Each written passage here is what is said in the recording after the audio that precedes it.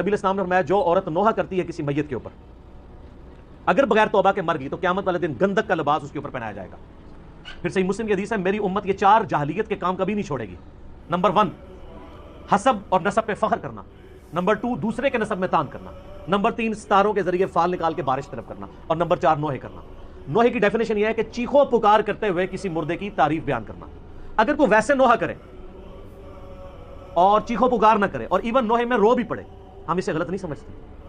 المعجم الکبیر طبرانی کے اندر موجود ہے, میں نے اپنے پمفلٹ میں بھی ڈالا ہے کربلا والے میں, کہ سیدنا ام سلمہ نے جنوں کا نوحہ خود سنا تھا حضرت حسین ابن علی کی شہادت کے اوپر. وہ نوحہ یہ نہیں تھا یہ جو جعلی واقعہ, اور نوحے تو ہوتے نہیں, تو استمداد کر رہے ہوتے ہیں, استغاثے پڑھ رہے ہوتے ہیں, اور انہوں نے حضرت حسین کو ایک مظلوم شخصیت کے طور پہ پریزنٹ کیا ہے. میں یعنی ماڈرن شیعہ کا سب سے بڑا جرم یہ سمجھتا ہوں, اور یہ میں نہیں کہہ رہا ہوں, سید جواد نقوی صاحب حفظہ اللہ تعالیٰ خود جو شیعہ کے اس وقت امام ہے پاکستان میں, ان کی ویڈیوز موجود ہیں, انہوں نے کہا کہ مجھے بچپن سے شیعہ خاندان سے جس حسین کا تعارف ہوا وہ تو ایک مظلوم ہے جس کے ساتھ ظلم ہوا ہے, جبکہ کتابوں سے مجھے اس حسین کا تعارف ہوا ہے جس سے دلیر شخصی کوئی نہیں ہے. اصل میں حسین ابن علی علامت ہے دلیری کی, مظلومیت کی نہیں, دلیری کی علامت ہے. ان لوگوں نے پکڑ کے یہ کیا سے کیا بنا دیا. اور یہ تو نوحہ اگر کوئی تعریفی جملے کہے رو بھی لے, ہمیں کوئی حرج نہیں. میرا تو یوٹیوب پہ کلپ لاکھوں لوگوں نے دیکھا ہے, سوگے حسین اور غم حسین میں فرق. ہم کہتے ہیں سوگے حسین نہیں ہے, غم حسین قیامت تک رہے گا.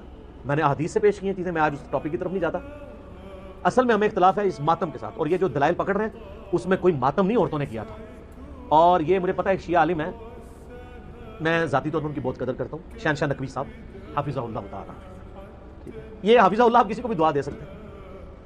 تو انہوں نے یہ بات کی ہے, اور انہوں نے یعنی مجھے بڑا افسوس ہوا قرآن سے آیات پڑھ کے نا, سورہ یوسف سے, حضرت یعقوب علیہ السلام جو افسوس کرتے تھے یوسف علیہ السلام کے لیے, وہ تو اس میں الفاظ ہیں, وہ ہائے یوسف کہتے تھے, اور یوسف افسوس یوسف کے اوپر, اور یوسف کو یاد کر کے روتے تھے حتیٰ کہ ان کی بینائی چلی گئی.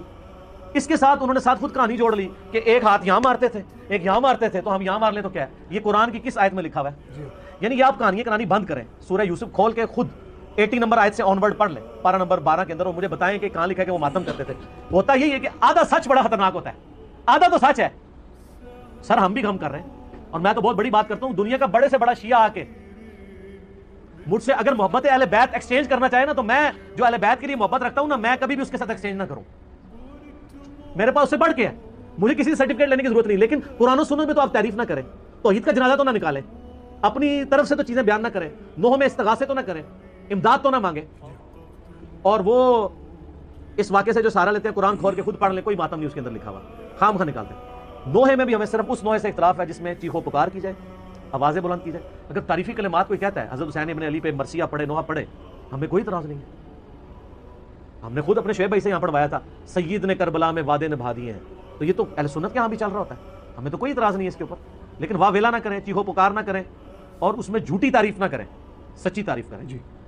اور ان سے مدد نہ مانگیں, بلکہ ان کے لیے اللہ کے حضور دعائے رحمت کریں, اور صلاۃ بر محمد و آل محمد, اللہم صلی علی محمد و علی محمد.